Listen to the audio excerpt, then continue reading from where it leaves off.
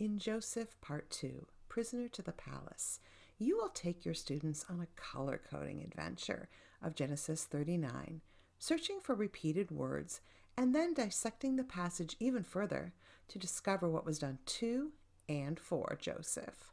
It's tempting to skip the drama surrounding Joseph and Potiphar's wife, but this lesson has been carefully written so as to be age-appropriate without watering down the passage. Students will prepare trial testimony. The boys will fill in Joseph's testimony, and the girls will do the same for Potiphar's wife, after which a judge will read from the trial transcript and ask students who are playing both characters to read their answers. Once the judge hears from each side, a verdict is rendered. Joseph heads back to prison.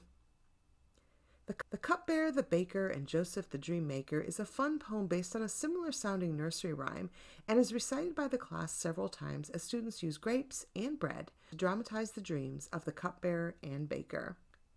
Students learn that the Egyptian hieroglyphic alphabet is composed of pictures used for letters based on sounds.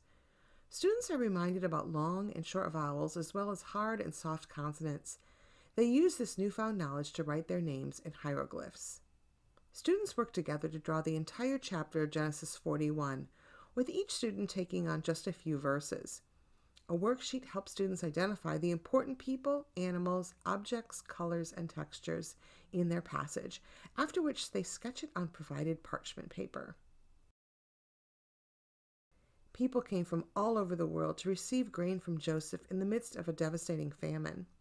As a worldwide savior meeting physical needs, Joseph became a foreshadow of Christ. On the worksheet, Go to Joseph, Come to Jesus, students will see just how many similarities there are and make the connection that Jesus meets our spiritual needs as Savior of the world.